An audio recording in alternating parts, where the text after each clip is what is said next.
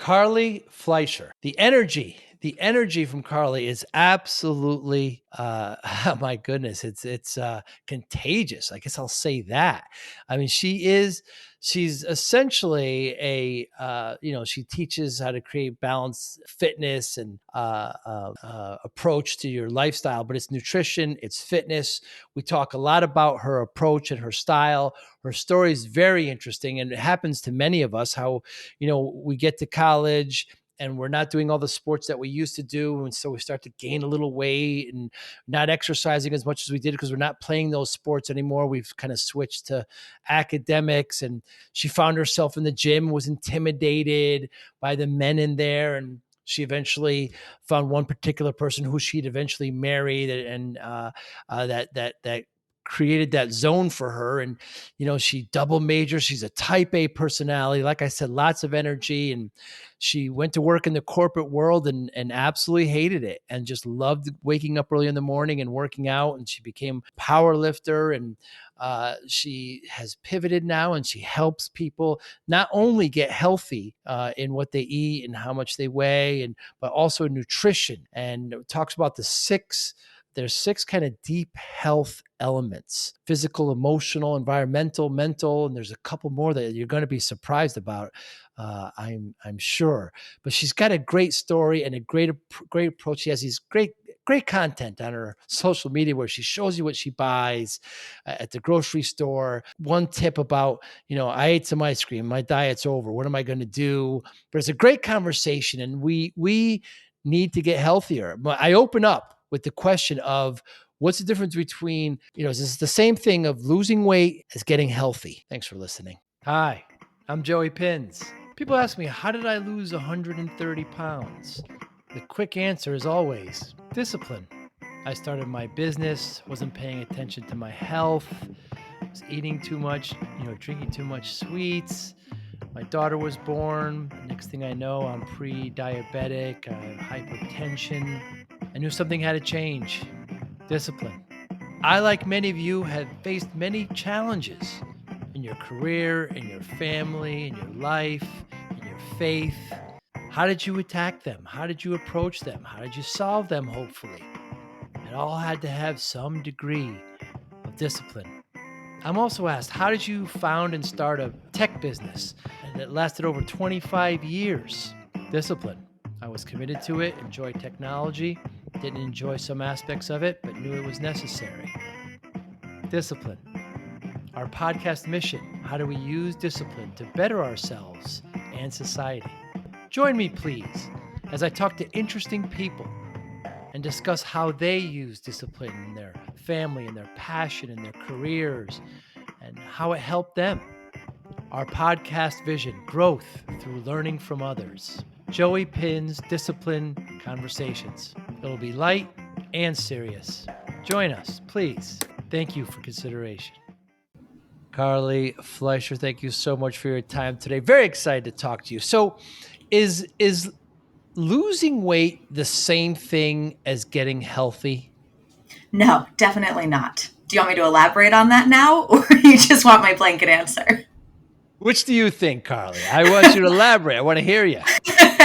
Yeah, so no, definitely not the same thing. And I think this is probably one of the biggest misconceptions in health and fitness, that like losing weight automatically means that you are the healthiest version of yourself, when in actuality that it's not. In fact, I have lots of clients come to work with me because they think they need to continue losing weight, when in actuality they're only eating maybe 1,000 calories or less. They've lost their period. They're not sleeping. Their energy levels are through the floor. They have a terrible relationship with their food and with their body, but maybe they're getting praise from the outside world that they're actually the thinnest that they've ever been. So it's a huge misconception. And so one of the things that I work on with clients the most is this idea of more holistic health, of deep health, of health as it relates not only to your physical body, but also relationally, emotionally, mentally, existentially, environmentally. There's so many different facets to it. So I'll give you, those are kind of a lot of nuggets I can drop your way, but I would say usually most answers I give are, it depends, but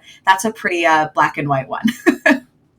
Yeah, we really relate skinny, non-heavy people to being healthy, but there's plenty of unhealthy skinny people. There's that. And then there's also that we relate people in larger bodies with automatically being unhealthy. And that's something Mm. too, where I think that's the side of the coin that's actually talked about a lot more, because I feel like it is more acceptable, so to speak, to say, oh, this person is overweight, so they're automatically unhealthy. And to talk about it from the lens of, oh, well, I'm looking out for you and your health. But nobody thinks about it on the flip side when people are really skinny, because people do use that external physical appearance as a proxy for health in every single facet. But there's so much of health that you can't actually see. And so I've seen people that are existing in slightly larger bodies that are so much healthier than their counterparts that might be 50, 100 plus pounds less than them in actual scale weight. Mm. You have an interesting story, Carly, how you say you played all these sports in high school. I believe it was soccer, softball, tennis, and then when you Yeah, stopped playing it, you didn't move as much, and so you correct. started and you were in the gym in college, and there's all these men around, and you just didn't know what to Yeah. do, and you eventually met your husband, who kind of you partnered up with. Tell us about that journey. Yeah, you did your homework.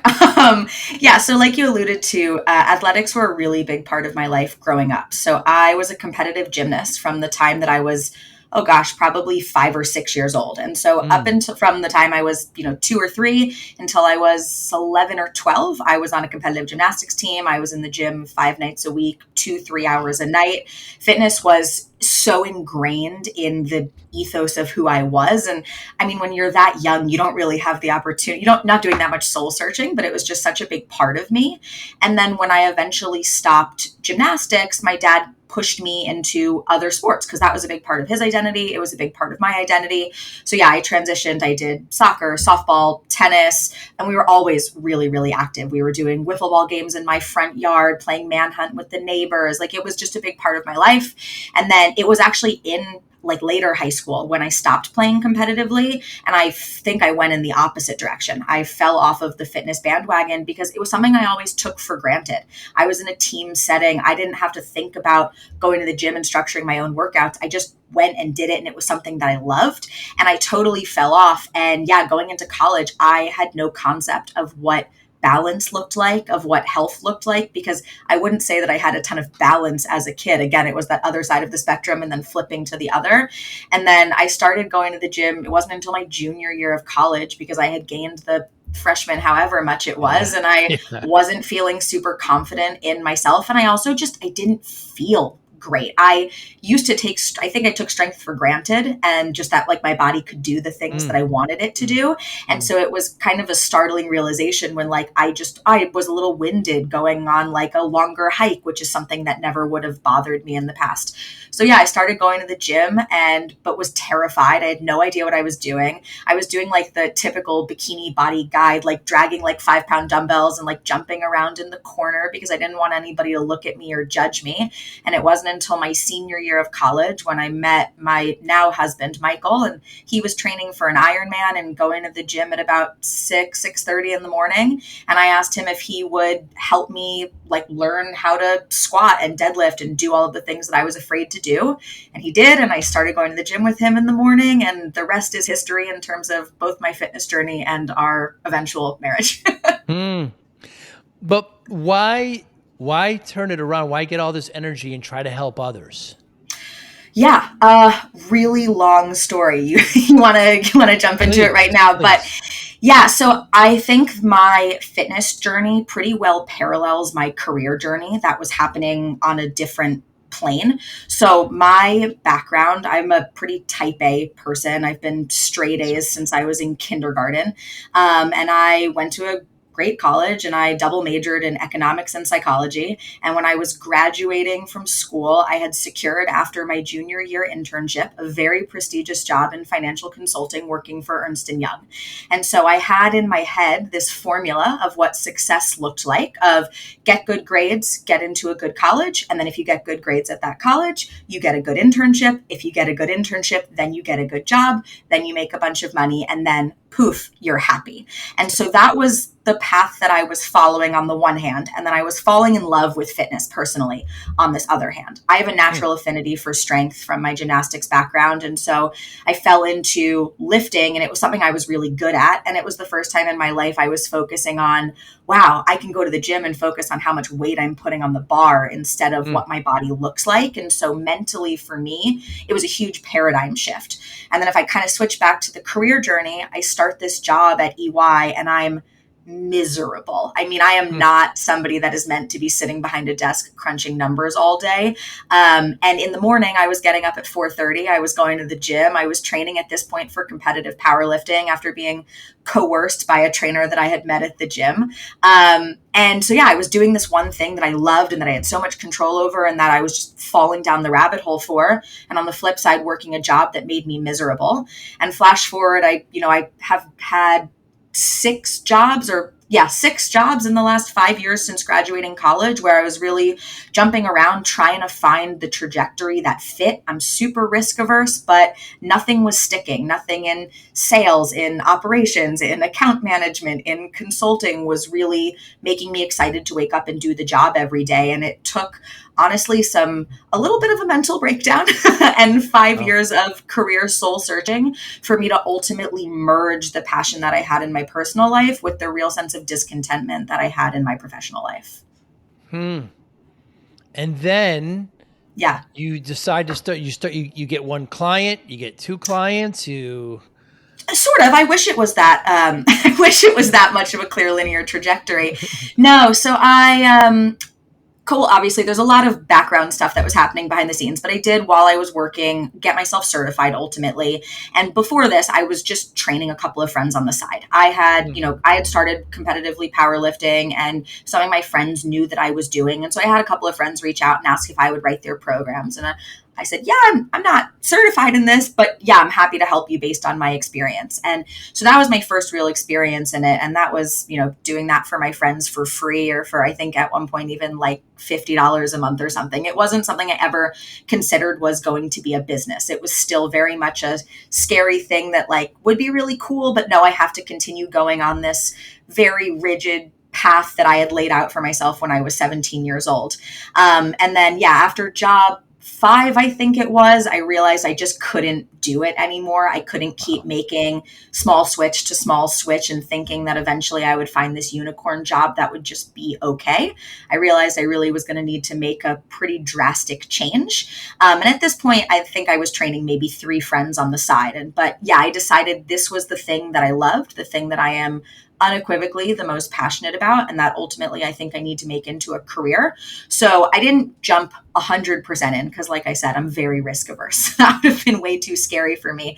But I did, I found a job working full time in person at a gym. I wanted that both in terms of financial security, but also because I really wanted and valued that in person experience of getting hands on with clients and seeing what they learn well from, what they don't learn well from, and really getting into the things that I don't think you can get from being 100% online coach from the get go. So Mm, I actually still work that job full time and I love it. It's something that I value tremendously. And I'm really grateful to get to work with the awesome clients that I do. And then concurrently with that, I started my own online coaching business. And this takes a little bit more of a holistic approach. So I call myself a strength, nutrition, and health behavior change coach. And this is where I do get mm, to rely a little bit on my psychology background to really work with people on adherence and exactly like the way that we started this conversation on building the most well-rounded foundation of health, of how do you not only look your best, but feel and perform your best in every facet of your life. And it's something that lights me up and that I'm so grateful that I get to do now, especially knowing what the alternatives are. yeah, and your passion for it is apparent, and Thank your you. energy. Yes, you alluded before to kind of the deep health. There's 6 elements: physical, emotional. Let's talk about them because first time I've heard of them. Yeah, for sure. So yeah, there's some different primary elements that we talk about in there. So we talk about physical health, and I think this one is like the big no-brainer for people, that you are strong and that you are of a, Oh, certain healthy weight class for your body size and everything like that. But stepping away, oh, everything okay? Can you hear me? Thanks, Carly. I apologize for that. We were talking about the deep health, the 6 elements of deep health, starting with physical. Yeah. So the physical health, I think, is the one that most people assume or what most people think of when they think of health, right? Is your physical body of how you look and how you feel and how you function. But it's the other parts of deep health that I really spend a lot of time coaching on because I find that physical health kind of gets taken care of when you start to focus on the other elements. So it Mm, becomes a really natural byproduct of, I think of coaching people as coaching you of how to feel your best and how to make these mindset changes that ultimately then cause you to be able to make these big changes in your body. So the other components of deep health are the mental component, the existential component, the environmental, the relational, and then the emotional component. And so I can touch on each of those a little bit if you want. But please. really so if we talk, the relational one is, I think, a big one that's often overlooked, right? Is what are your relationships look like in the rest of your life? And this is something I ask clients when I first start working with them is, what does your support system look like? Do the people around you know that you have these health and fitness goals, right? The idea that you're not going after it alone, that you have people in your corner, that when you're feeling really down and you're not motivated to go to the gym, is your partner there reminding you, hey, like, let's go and do this together? Or when you want to go and do takeout, are they trying to convince you to go do takeout, or are they reminding you, hey, let's cook a nice home meal together? It's things like that that can make your journey a whole lot easier. But taking that even one step further, if the relationships in your life aren't healthy, if you don't have that support system, then it can be really, really hard to focus 100% of yourself on those goals. Mm, And then if we think also about the other big one that I love to talk about is the environmental component.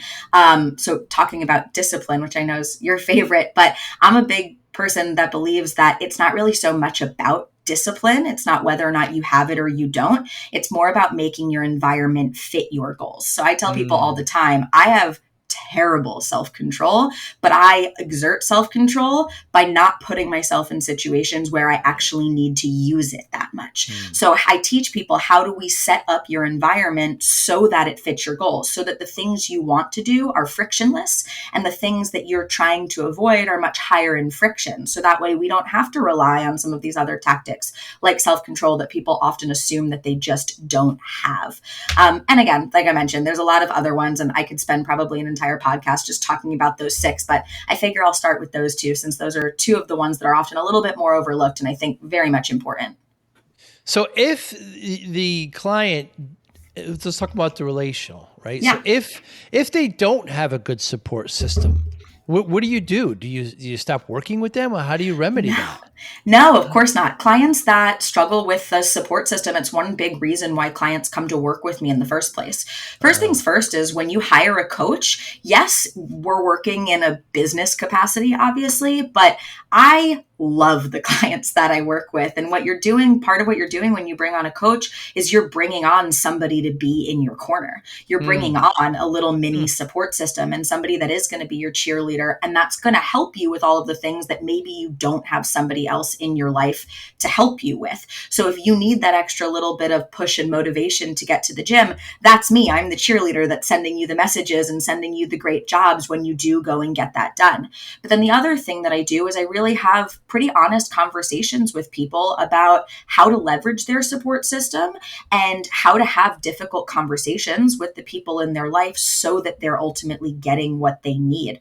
So I go through this a lot of times with like spouses or with partners, or romantic partners that people are living with, where you have one person that is really eager to make a change and another person that's just not quite ready to make that change. And so it becomes challenging where you're in these situations, right, where there's a lot of temptation, where maybe your partner comes home with takeout, or they come home with cookies, or you've had a bad day and so they come home with food to help you cope. It's a very common response. And so mm. we talk about, what are the kinds of conversations that you can have with your partner to say, hey, I love you and I'm not going to make you do this with me. I can't force you to do that with me, but this is really important to me. And these are the ways that you can help support me through that. And most of the times, those honest, candid conversations just go a really long way. It's shocking, honestly, how many times I'll ask clients, they'll tell me there's been some kind of, relational issue. And I'll ask, have you had the conversation with them? Have you asked them for support? Have you told them the journey that you're on? And most of the time they'll say no. And I have to remind them, look, we can't expect to get help if we don't ask for it sometimes. I know that feels scary and that's a little bit of a soft spot for some people, but it's really a lot of coaching towards having those conversations. And then certainly sometimes the more difficult ones, especially when it comes to family, are learning how to have conversations where we're setting boundaries. It's been something in my own life, and I don't mean this in any way to disparage or throw my parents under the bus, but my parents have definitely made comments about my body over the years that have been really challenging for me to deal with. And it's something, again, that I have a lot of clients dealing with too, of just either saying things about their bodies when they notice positive things, and kind of like we talked about earlier, losing weight, but then not actually being the healthiest versions of themselves. So kind of having some of those boundary setting conversations too. But it's definitely not the kind of thing where if you don't have a support system, I'm not going to work with you. It's quite the opposite. We're working to build your support system and leverage it as best as we can. Sorry for the long-winded answer. Do not apologize. So it's amazing to me how getting healthy isn't just about, eating the correct food and exercising. It's well, you talk about relationships, your environment, your mental, existential, etc. I mean, you Yeah, want to get your whole body healthy, not just correct. your, that's a big endeavor to take on, Carly. It is.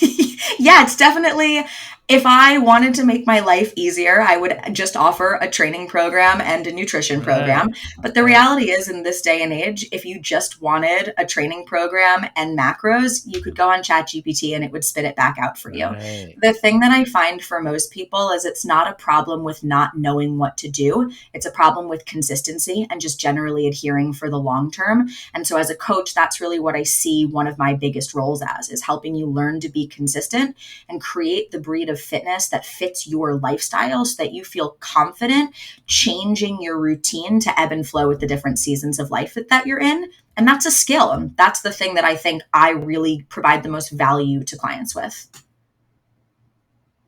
Carly, why should we control our controllables? Yeah, we should control our controllables because there's so many things that we can't control, right? It's a Mm. little bit of a double negative on the response, but there's so much in life that we just absolutely don't have control over, right? And the reality is we can either sit around and be really bummed out and upset that we don't have control over those things, and we can let that dictate the ultimate path that we end up taking. Or we can look at the options that we have in front of us and we can say, okay, you know what?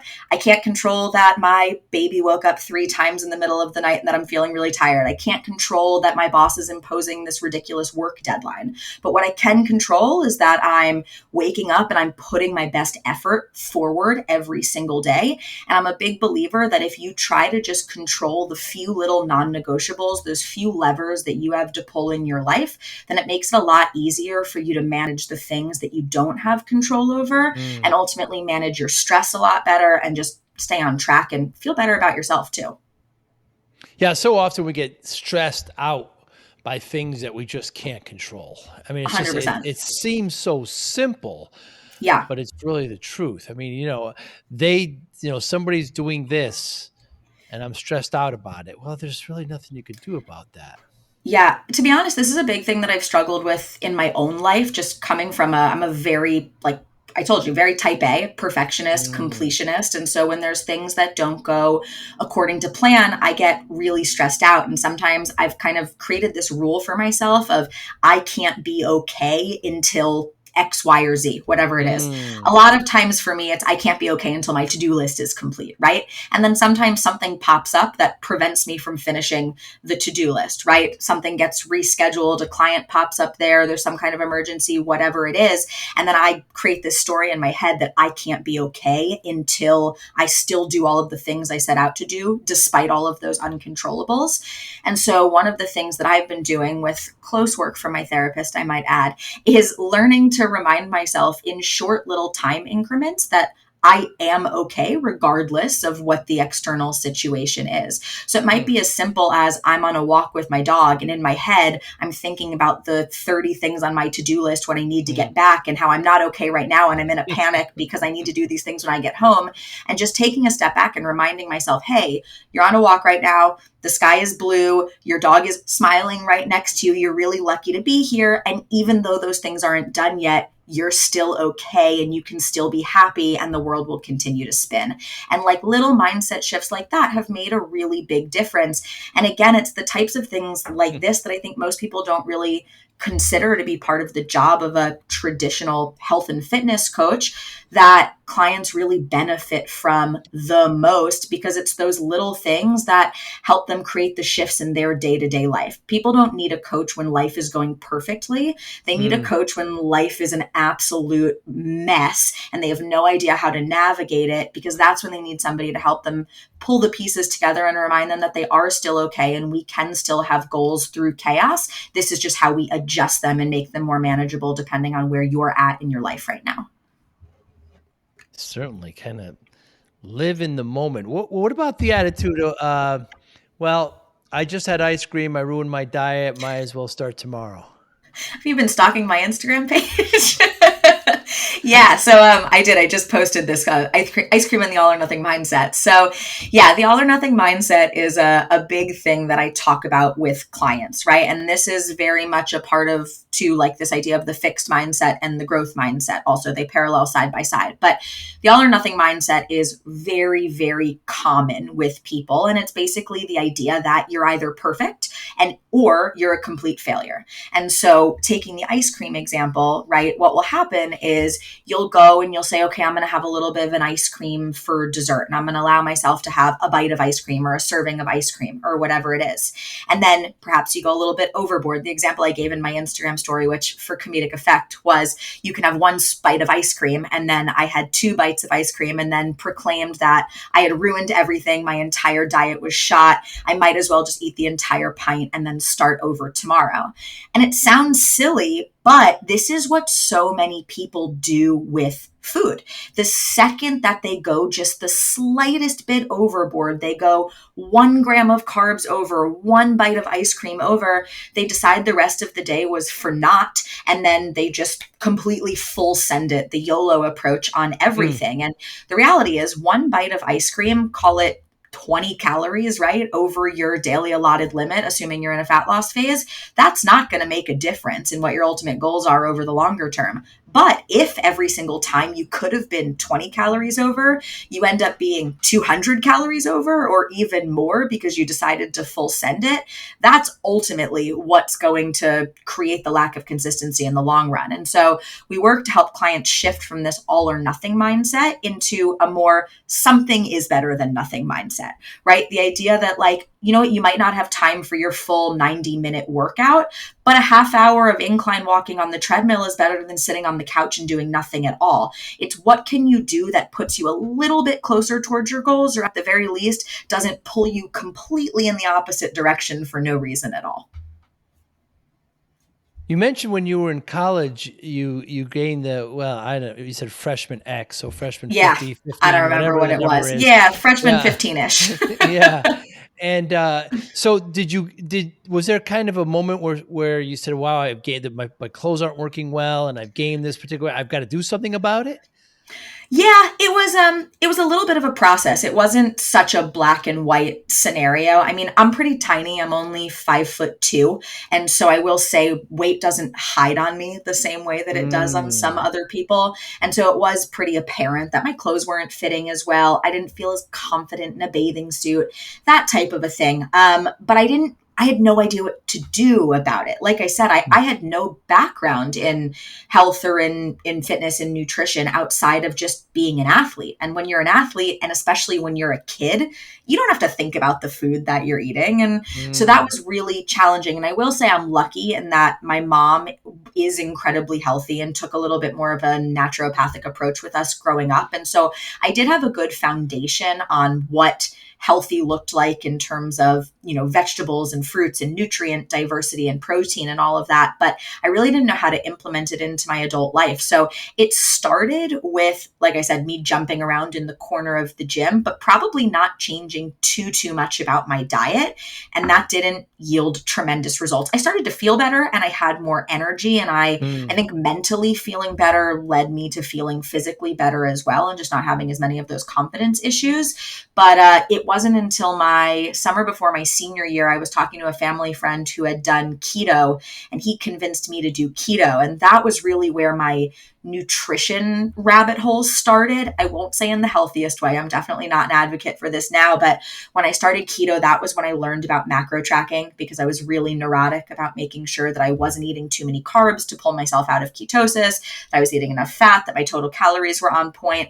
And once I realized that keto was just absolutely not sustainable, Right. especially as a college senior, that was when I transitioned more to, macro tracking, and at the same time coincided a little bit more with weightlifting. But to say that it was a journey that all of a sudden overnight I felt better and I looked better, that's absolutely not true. I mean, Mm. I'm about 6, 7 years deep now into my own, I would say, pretty intense strength and nutrition journey. And I feel like I'm just now starting to be at a place physically where I'm like, okay, you know what? I think I might be able to chill at maintenance for a little while. But it's been Hmm.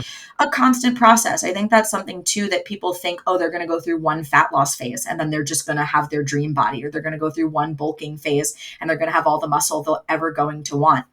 It's a process. It's multiple cycles of bulking, cutting, and then spending Hmm. lots of time at maintenance and just enjoying yourself and enjoying your life. But it has been a long process and it continues to be a process for me.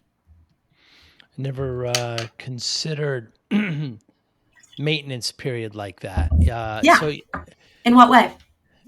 Well, I used to be 340. I got myself up to 340 pounds, and then I lost about 130 in about a year and a half. And then, you know, I don't know what the number is. You might know, Carly, but 90% gain the weight back or something crazy. So I made Yeah. sure it wasn't a finish line. So I would continually monitor it. And you're right, I would be in either kind of this cutting or process, but I am kind of in a maintenance mode right now where I'm just kind of maintaining. I guess I just didn't really think of it that in those terms. Yeah, and I think it's because the maintenance mode isn't like the sexy place to be in, right? Right. People think of health and fitness journey and they think of making drastic changes. And again, those drastic changes, going back to the first question you asked, often just hinge on those drastic changes physically. It doesn't Hmm. hinge on the drastic changes that are going on behind the scenes or under the surface that you can't see. But I'm a really big advocate that most of your life should be spent in maintenance, right? Mm. Maintenance is where you have the most food flexibility and Right. freedom. It's typically where people feel their best. And it's also where people make some of the biggest body composition changes. When you're in a constant calorie deficit, that's really stressful on your body. Like not eating enough calories, it's an inevitable part of fat loss and for most people of some kind of health and fitness journey, but it's a lot of stress to put on your body and you can't do that perpetually. And similarly, bulking also isn't something you want to do perpetually. That's a different kind of Mm. stress applied to your body. And again, a bulk done in perpetuity will eventually lead to a lot of weight gain. So it's about balancing those cycles of bulking and cutting, but in between them, spending a lot of your life in maintenance, learning to have a good relationship with food, learning that you can go out to eat and enjoy family gatherings and not just focus on the macros. Your life is about so Hmm. much more than how many grams of protein you're eating. Yes, it's still really important whether or not you're in a bulk or you're in a cut, but learning to be a little bit more intuitive and actually get to enjoy your life and enjoy the fruits of your labor, that's what I coach people towards. And maintenance is really where most of that gets to happen. Mm. I still feel every once in a while, Carly, that the 340-pound guy is trying to get out. Mhm. And I got to kind of keep him down. You mentioned ketosis or the keto diet earlier. Many Yeah. people follow that. Is it sustainable? What's your opinion on it? Yeah. So my My opinion, this is an it depends one. So I will say for the large majority of people, I will not advise the keto diet. And it's not anything specifically against keto. It's more that I don't really advise ever cutting out an entire macronutrient group. And Mm, for anybody who's not familiar with the case of the ketogenic diet, it relies on a very high fat diet with moderate protein and extremely low carbohydrates. right. Net carbohydrates being, I think, for most people, lower than about 10 or 15 grams per day. It's been a while since I've been on it personally. It basically means that you're having no processed carbs, and pretty much any of your carb sources are only coming exclusively from vegetables. Even fruit is going to be too high of sugar. And the idea is that it puts your body into a state of ketosis where you're burning fat for energy instead of carbs for energy. But there's no wiggle room. The second you eat too many carbs, you're out of ketosis, and that's it. And again, for most people, I find that to just be really unsustainable. And that would be the same if somebody said, I'm going to try to cut out fat, or I'm going to try to cut out all processed foods, or I'm going to try to cut out all sugar. Those things are really hard to do. When I think about nutrition, I think about creating the most balanced approach humanly possible. How can you do it in a way that you don't hate your life? Because ultimately, fitness, nutrition, the whole thing, it's just about consistency. It's what can you do consistently? And if you can do it consistently, then you can keep up with it. And that's how you keep, when you said you sometimes feel your old 340-pound version of yourself wanting to creep out, if you can just keep consistently doing the habits that got you to be where you're at now, that's how you keep that side at bay. But the second you were to try to do something so restrictive where you're going to say, nope, I can't have this at all, it goes very much back to the all or nothing mindset. The longer you say, nope, I can't have it, nope, I can't have it, well, eventually, you'll be able to stave it off for a week, 2 weeks, maybe even 3 weeks. But all of a sudden, you're going to have that weak moment where the self-control fades, where stress is really high somewhere else. You're going to lose it, and then you're going to go completely off the deep end on the opposite end of the spectrum. So it just doesn't strike me as the most sustainable approach. But where I say it depends is that for some people, they really do respond well to ketosis, to being in the ketogenic diet. And I will say I've learned a lot about this from listening to the Tim Ferriss show and a lot of the guests that he's had on. He's somebody that's been a big advocate for the ketogenic diet because his body has responded really well to it. And it actually paradoxically helps him be the most consistent. So if you are somebody that uses keto and that's what helps you be consistent, I'm certainly not here to tell you don't do that and go and try something else. But for most people, cutting out a huge food group is not going to be what lets them be consistent for the long term. You did something in Instagram that I never see a nutritionist doing that I loved, by the way. You actually showed the food that you bought. You went to Costco, you went to You've the never seen a grocery. nutritionist do that? I not that I can recall that Really? actually I mean, Oh, you actually gave the brands. You get like, yeah. Dave's Bagels, Oh, yeah. low fat cream cheese, smoked salmon, Greek yogurt for lunch, Hawaiian chicken. You had dinner burgers and snacks, avocado toast, hard boiled eggs. It's refreshing to kind of see that. That's Thank wonderful. you. Well, no, I mean, I think what it is so, like I said, when I started my own journey, I had no idea what I was doing. I didn't know what I should be eating. I didn't know what was enough protein for me. I didn't know how to balance a plate. And now that I've been doing it for so long, I think that's stuff that I really take for granted, that I just know when I go out to eat, or I know when I go to the grocery store what foods to buy to balance my meals, to make sure I have enough protein, to make sure I'm hitting fiber goals and nutrient diversity. But what I realize, especially in working with most of my clients, is that this is not something that they take for granted. This is not Mm. something that they know. People don't know how much protein is in a chicken breast. People don't know how many grams of fiber are in half of an avocado, right? I'm kind of like macro Jeeves at this point because I've been doing it for so long, but that's just not something that most people have. So I think giving transparency into the foods that I buy and the foods that I eat is really helpful for people, just to give them ideas. And I do it because I've learned so much about that from other people that I've seen, from them showing me meal ideas. And I'm like, oh, that's a great idea. And especially with the brands, like for my clients that struggle with protein, there are so many protein hacks and swaps that I've learned over the years that I feel like I'm doing a disservice by not sharing. That chickpea pasta tastes pretty much the same as regular pasta and packs 13 to 15 grams of protein a serving.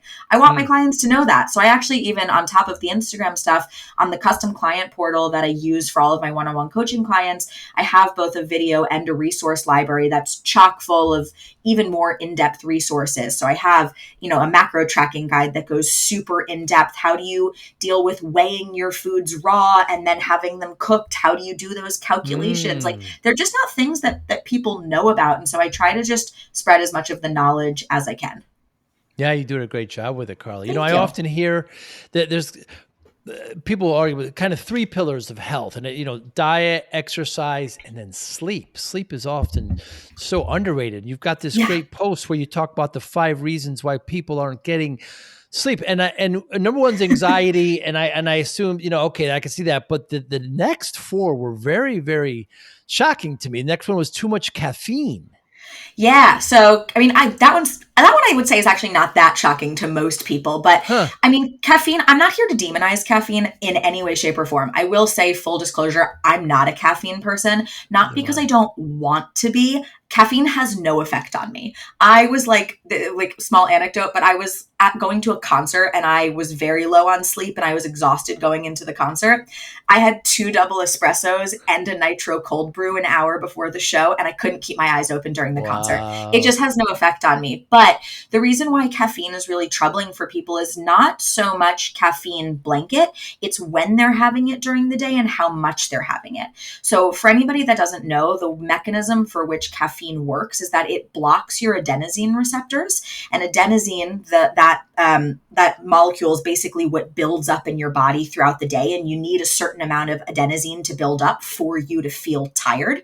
And so if you have caffeine, specifically if you have caffeine much later in the day, it's basically not going to allow enough adenosine to accumulate for you to feel tired. So one of the easy things that you can do if you are somebody that's a caffeine person is just try to cut your caffeine intake off after about noon, because that's going to give you, again, a bit more time to let that adenosine build up. And then the other thing that I recommend too is, depending on the amount of caffeine that you're consuming, is try to just start to cut back on your consumption. So if you're somebody that's at 3 cups a day right now, try to cut back to 2 cups a day. I'm not telling anybody who loves their morning coffee to never have it again. But again, it's what are the really small changes that we can make, not how are we going to completely disrupt and overhaul your life so that you're not going to be happy or functioning. Mm. I've never had a cup of coffee my whole life. I don't Really? know. Yeah, yeah. So the next is sleeping in. Yeah. So this is another really interesting one. And I will say we're all big culprits of this on the weekends, especially. But Mm. essentially, and this goes back to the adenosine, right? It takes about 16 hours of wakefulness before you start to feel tired again. And that's again and due to the adenosine that has to build up. And so what happens is, let's say you have a normal schedule during the week where you wake up at 8 a.m. every single day, and then you go to bed at midnight, and that gets you your 8 hours of sleep. Well, you wake up at 8 a.m. and then you have that 16 hours until midnight until you start to get tired again. And then you're tired at midnight, you go to bed, rinse and repeat. But then what happens is, on the weekend, you either stay up late, or even if you don't stay up late, you sleep in a whole lot later. So let's say now Sunday morning, you sleep in until 10 a.m. or 11 a.m. So now 16 hours from 10 a.m. or 11 a.m. is no longer midnight. It's 2 or 3 o'clock in the morning, but you still need to go to bed at midnight on Sunday night to get your 8 hours of sleep and wake up at 8 a.m. on Monday morning. But now you're not tired. So then you stay up until 1 or 2 a.m. on Sunday night again, but you still got to wake up at 8 a.m. And then poof, we start to erode at that 8 hours. So this one is hard for people because I struggle with this one because, again, I work in person. So I'm up at 5:10 most days of the week. And the perfect textbook advice is try to wake up at the same time during the Mm. week and on the weekends. But again, I'm not going to wake up at 5 o'clock on Saturday. I rely on the weekends to catch up on my sleep, but I also try not to use it as an excuse to sleep in until 11 a.m. So for me, 5 a.m. is usually really early during the week. I take Saturday and Sunday to maybe sleep in until 8 or 8:30. So that way, by Wow. the time I need to go to bed at 10 o'clock on Sunday night, I'm not completely throwing off my sleep schedule. Hmm. And then the last two is lack of sunlight and artificial light. Yeah. So these two go hand in hand. So sunlight, basically, so Okay, if we backtrack, right? If we think about where we were when we were hunter gatherers and we woke up in the morning and we immediately went outside and we spent most of our time outside. And the sun is really what helps our bodies regulate its circadian rhythm. It's our most natural clock, really. And now what happens is you'll have people that will wake up. I hear this from clients all the time, especially those that work from home. They wake up at 8 a.m., they grab a coffee, and then they strumble right over to their desk and they're working by 8:20. So they're never getting exposure to being outside. Mm. And so your body is never getting the benefits of actually having this natural clock. So one of the best things that you can do Hmm. for yourself is like first thing in the morning, get yourself outside, expose yourself to some natural light. It's the universe's number one way to tell your body, hey, it's time to be awake and alive right Mm. now. Let's get up and do the thing. So there's that piece of it. And then there's also the artificial light. So we now, again, back in the host hunter gatherer days, we weren't scrolling Instagram before we went to bed. We weren't spending 8+ hours a day sitting on a computer screen. But that artificial light does a really good job at impersonating the natural light from outside, which regulates our circadian rhythm. So especially when you're scrolling through your phone right before you go to bed, well, that's telling your body it's not time to sleep. It's telling your body it's time to be awake. And that's making it really challenging for you to go to bed. So a couple of the things that I recommend for people are, one, get outside first thing in the morning, get yourself exposed to some sun. I usually pair this with a walk on the days that I'm able to, because getting some blood pumping right first thing in the morning is awesome for me, and it just always sets my day up for success. And then try to limit your screen time in the 1 to 2 hours before you go to bed. That means phones, TVs, computers, the whole Wow. thing. And if you cannot, under any circumstances, limit this, at the very least, get yourself some blue light blocking glasses. So again, you can help to at least mitigate some of the effects of being on your screens later in the evening. Mm. Very interesting how detrimental that can be to you. Mm-hmm. So we alluded to it before, Carly.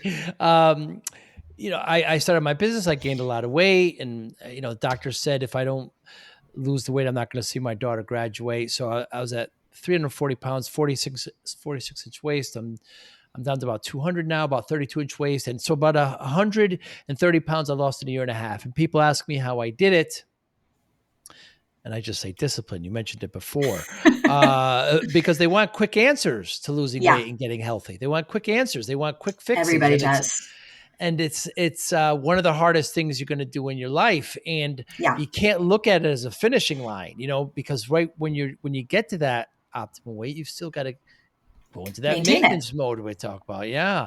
So how does discipline play a role in your life, Miss Type A go getter, high energy woman? Yes. Yeah, no. So I mentioned this earlier, but discipline plays a role in my life by, again, creating an environment in which I don't actually need to use it all that Mm. often. And I think this is one of the biggest secrets that I teach people. Most people, and I hear it all the time from new clients, I just don't have any self control. I just can't control myself when there's chocolate. When I get home, I have to sit on the couch and I fall asleep. I just can't control it. Mm. And the reality is, that self-control, yes, it's kind of a finite resource. When you have basically a certain number of decisions that you can make in a day that you'll be able to make consciously and intelligently. And every single day, when you start having to make more decisions, that pool of decisions that you can confidently make starts to go down and down and down and down. And so when I say set up your environment so you don't need to use self-control, it's doing things like laying my workout clothes the night before, right? It's one less decision you have to make that day. Meal prepping, so that way when I get home and I'm hungry, I'm not making food decisions when I'm ravenous. I have food Mm. ready to go. I already know what I'm doing. I joke that I exert self-control, especially when it comes to nutrition, by not keeping the stuff in the house, because it's easier for me to be disciplined for the half hour a week that I am at the grocery store than it is for me to be disciplined the other however many hours of the week that there are when then I have that stuff sitting in my pantry. So the way that discipline plays a role in my life is really motivating me to set up a life that doesn't require it quite as often. Huh. Fascinating. So Yeah. you use discipline to, yeah, because if I have cookies in the house, Carly, I'm going to eat them. So I Yeah, don't bring 100%. cookies in the house. Yeah, I 100%. don't. And this too goes back to controlling the controllables, right? Because there Right. are inevitably going to be times where you Yeah. do have to exert discipline, where you can't set the environment up. Right. So you go to a staff lunch and there's crumble cookies on the table, or you go Mm, out to dinner and there's a bottomless possibility of what you can get on the menu. So there's those times where you really are going to have to be able to exert that self control. And it can be hard to do it. But if you're not feeling like you're having to exert self control every single second of every single day, it's a lot easier to do it in those moments when you can't control those other controllables versus the rest of the time, control the things that you can. Just set yourself up to be in a position that you don't need to rely on the discipline as often, because you can do it for a little while, right? You can white knuckle your way through saying no to stuff or saying yes to stuff and doing all of the right things. But eventually, some of those other uncontrollables, are going to creep in, right? They're going to add more stress to your plate, and having self control requires discipline. And you're going to need discipline for some of those other things that crop up, and then you're not going to have any left over for those smaller, lower level decisions. So mm, set up as much as you can to not need to use it, and you'll end up using it a whole lot better than you would be able to otherwise. hmm. Hmm. Well said, Carly. So, Carly Fleischer, what motivates you? Oh gosh. Professionally, physically, different answers, I think. Professionally, the thing that motivates me the most is the alternative of knowing what I could be doing. I Mm, spent, like I said, about 5 or so years of my life on a path that I really wasn't happy about and that I wasn't all that proud of. And so for me, the thing that keeps me going forward professionally is knowing that I could be doing something that I wake up every day that doesn't light me up inside. mm, And the other big thing that motivates me in that realm is that I genuinely love what I do, and I'm motivated by the passion that I have for it. And I think that's a big thing that's overlooked by so many people, is just they think they should just feel motivated all the time, and that they should always have like a very clear image of what is making them motivated. But sometimes you need to realize you're not going to be motivated all the time, and sometimes the best source of motivation is you actually being excited. So if you mm, want to be motivated towards any goal, remind yourself of why that goal is important to you. Find the reason why you started it in the first place. Because that's the thing that on the hard days when I'm not feeling super motivated, what gets me going to want to work on the business stuff and continue to make it better and continue to show up for my clients, because I love it so much and I'm so passionate about it. And then on the fitness side of things, I mean, mm. it goes a little bit back to just a real love for it, but it's also just, again, knowing what the alternative is, of knowing that I know what it feels like to not feel your best. I know what it feels like to not function your best, to not be your most confident. And so it goes back to, I want to always feel my best. I want to always be able to physically be able to manage any challenge that life throws at me. My gym is running a Tough Mudder in a month. I've never run a Tough Mudder. I'm a ex power lifter. I'm a strength athlete, but I know that because of the way that I train, I'll be able to go and run a Tough Mudder in a month and it'll be no problem. I want to know that my body is always capable of doing the things that I want for it to do. So it comes from the passion for it, the genuine love for it, and also knowing what the alternatives are. What's your feeling on intermittent fasting? Same answer as what I would say about ketosis. It Mm, depends. If there's nothing fancy about intermittent fasting is just, it basically limits your eating window. So people decide what their eating windows are. Some people I've seen as low as 4 hour windows up to, 8 hour windows. But basically all it does is limits your eating window. And if you're limiting your eating window, that should limit the number of calories that you're being able to eat during that time. So it's just a tool to help put you into a caloric deficit. That mm. being said, if your eating window is 4 hours and you decide in that time to go to In-N-Out and get 4 doubles, you can still be in a caloric surplus while doing intermittent fasting. So it's definitely not, a magic answer, a magic fix, or anything else. But with anything, if it helps you be consistent, if it helps you put yourself into a caloric deficit, or if it helps you eat the way that you want to eat to reach your goals, then great, go for it. But it's definitely not the magic answer that most people think that it is.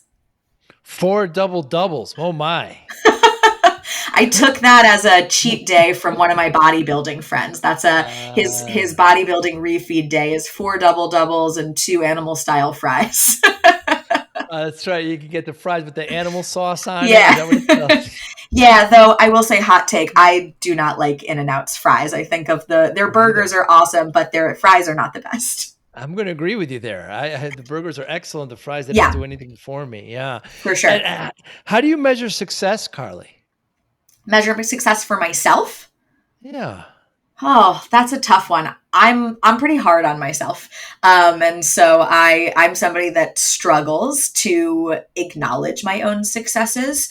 I Mm, think the thing I've really had to work hard at, especially in starting my own business, where I think the rungs of success are a lot more ambiguous. Right, you're not always working towards a deadline, and there isn't a boss there to pat you on the back and give you an attaboy. You have to really create your own pillars of success. For me, success is now determined by, did I wake up and give today my best effort? mm, Again, kind of going back to that theme of controlling your controllables, I can't always control how every single day is going to pan out, but I can control, did I wake up today and did I give it everything that I had?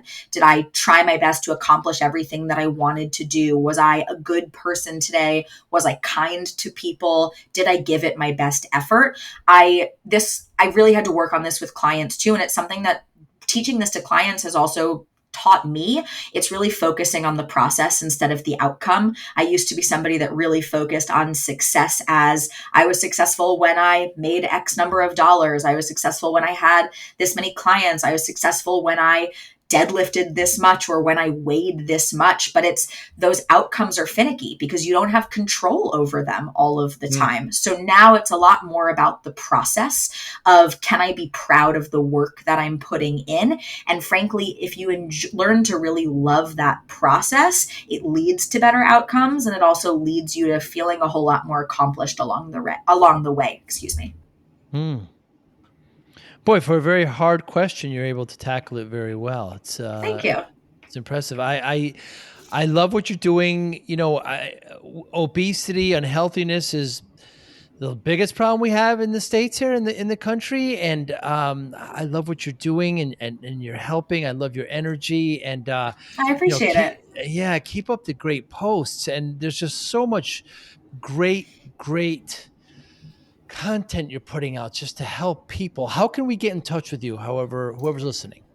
Yeah, absolutely. So definitely feel free to follow me on all of the social media. I really put a lot of effort into the Yeah. content creation to try to provide as much free educational content as humanly possible for people. So you can follow me at Moxie Barbell on Instagram, TikTok, and YouTube. And then if you want to learn more about one-on-one coaching and the type of work that I do with my online clients, you can check out my website, which is moxiebarbell.com, where you can learn all about the coaching process and you can sign up for a free one-on-one consult call with me to hear a little bit more about how one-on-one coaching might apply directly to your particular circumstances. Fantastic. Moxie, Moxie, Barbell, Barbell. Make sure put it in the show notes. Everything is off of that.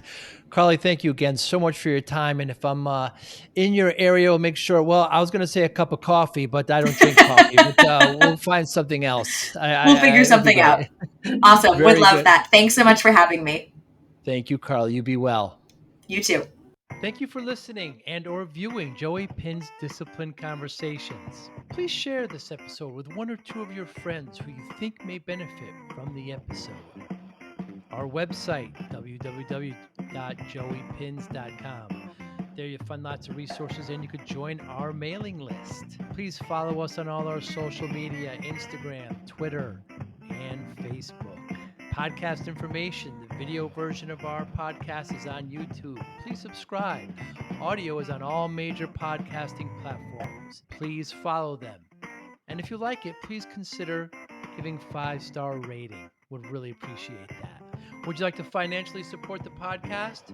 You can go to our Patreon site. Consider $5, $10, or $20 a month. There's all kind of plans that we have there. There's like a one-time payment. What is this podcast episode worth to you? $25, $50, $100, $500, $1,000, $5,000. You be the judge. You can go to our PayPal account to do that as well. Thank you again for listening or watching Joey Pinz Disciple Conversations.